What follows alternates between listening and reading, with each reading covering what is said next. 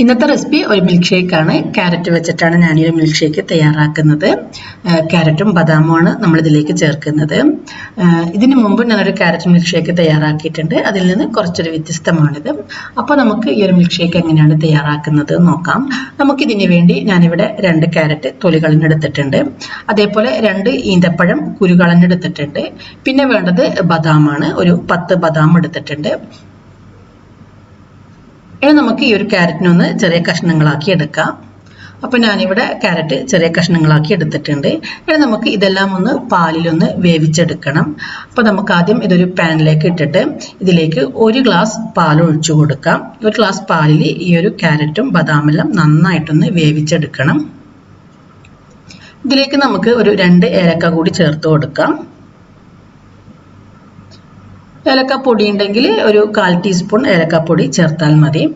ഇനി നമുക്ക് ഇതിലേക്ക് 1 ഗ്ലാസ് പാൽ ഒഴിച്ചിട്ട് ഈ ഒരു ക്യാരറ്റ് നന്നായിട്ടൊന്ന് വേവിച്ചെടുക്കുക. പാലൊന്ന് തിളച്ച് വരുമ്പം തന്നെ ഈ ഒരു ക്യാരറ്റ് നന്നായിട്ട് വെന്ത് വരും. അപ്പോൾ ഞാനിവിടെ ക്യാരറ്റും ബദാമെല്ലാം ഒന്ന് വേവിച്ചെടുത്തിട്ടുണ്ട്. പാൽ നന്നായി തിളച്ച് വന്നിട്ടുണ്ട്. ഇനി നമുക്ക് ഫ്ലെയിം ഓഫ് ചെയ്യാം. ഇനി നമുക്ക് ഇതിൻ്റെ ചൂടൊന്ന് പോയതിന് ശേഷം മിക്സിയുടെ ജാറിലിട്ട് ഇതിനെ നന്നായിട്ടൊന്ന് അടിച്ചെടുക്കണം. ഒരു പേസ്റ്റ് പോലെ ആക്കിയിട്ട് അടിച്ചെടുക്കണം. നിങ്ങൾക്ക് നല്ലൊരു തണുപ്പ് വേണമെന്നുണ്ടെങ്കിൽ ഇതിൻ്റെ ചൂട് പോയതിന് ശേഷം ഒന്ന് ഫ്രിഡ്ജിൽ വെച്ച് നന്നായിട്ട് തണുപ്പിച്ചെടുക്കാം.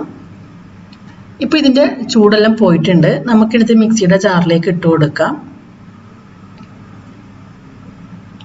ഞാനിതിലേക്ക് ഒരു 2 ടേബിൾ സ്പൂൺ കണ്ടൻസ്ഡ് മിൽക്ക് ചേർക്കുന്നുണ്ട്. നിങ്ങളടുത്ത് ഇല്ലെങ്കിൽ ചേർക്കണ്ട, ചേർത്താൽ കുറച്ചുകൂടി ഒരു ടേസ്റ്റ് ഉണ്ടാവും. ഈ ഒരു കണ്ടൻസ്ഡ് മിൽക്ക് ചേർത്തതിന് ശേഷം നമുക്കിതിലേക്ക് മധുരത്തിന് ആവശ്യമായിട്ടുള്ള പഞ്ചസാര ചേർത്ത് കൊടുക്കുക. ഓരോരുത്തരുടെയും മധുരത്തിനനുസരിച്ചുള്ള പഞ്ചസാര ചേർത്താൽ മതി. അപ്പോൾ ഇത്രയും ചേർത്ത് നമുക്കിതിനെ നന്നായിട്ട് അടിച്ചെടുക്കണം. നല്ലൊരു പേസ്റ്റായിട്ട് അടിച്ചെടുക്കണം. അപ്പോൾ ഞാനിവിടെ ഈ ഒരു ക്യാരറ്റ് നന്നായി അടിച്ചെടുത്തിട്ടുണ്ട്. ഇനി നമുക്കിതിലേക്ക് 1 ഗ്ലാസ് പാൽ കൂടി ഒഴിച്ചു കൊടുക്കാം. ഈ ഒരു പാല് നല്ല തണുത്ത പാലായിരിക്കണം. ഞാനിത് ഫ്രീസറിൽ വെച്ച് തണുപ്പിച്ചെടുത്ത പാലാണ്. നല്ല കട്ടയാക്കി എടുക്കാൻ പറ്റുമെങ്കിൽ അങ്ങനെ തന്നെ എടുക്കാം. കാരണം ഈ ഒരു മിൽക്ക് ഷേക്ക് നല്ല തണുപ്പിച്ച് കഴിക്കുമ്പോഴാണ് നല്ലൊരു ടേസ്റ്റ് ഉണ്ടാവുക. ഇനി നമുക്കിതിനെ ഒന്ന് അരിച്ചെടുക്കാം. നമ്മൾ ക്യാരറ്റും ബദാമെല്ലാം ചേർത്തത് കൊണ്ട് തന്നെ ചെറിയൊരു തരി പോലെ ഉണ്ടാവും. അപ്പോൾ അതില്ലാതിരിക്കാൻ വേണ്ടിയിട്ട് നമുക്കിതിനെ ഒന്ന് അരിച്ചെടുക്കാം. അപ്പോൾ ഞാനിവിടെ ഈ ഒരു മിൽക്ക് ഷേക്ക് നന്നായി അരിച്ചെടുത്തിട്ടുണ്ട്. നിങ്ങൾക്ക് ഇതിലേക്ക് വേണമെങ്കിൽ കുറച്ച് ഐസ് ക്യൂബ്സ് വേണമെങ്കിൽ ചേർത്ത് കൊടുക്കാം. നല്ല തണുപ്പ് വേണമെന്നുണ്ടെങ്കിൽ കുറച്ച് ഐസ് ക്യൂബ്സ് ഇട്ട് കൊടുക്കാം.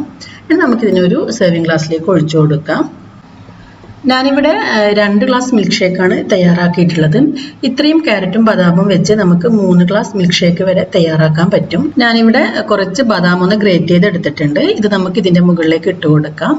അപ്പം നല്ല തണുപ്പോട് കൂടി കഴിക്കാൻ നല്ലൊരു ടേസ്റ്റാണ് ഈ ഒരു മിൽക്ക് ഷേക്ക്. നിങ്ങൾ തീർച്ചയായും ട്രൈ ചെയ്ത് നോക്കാം.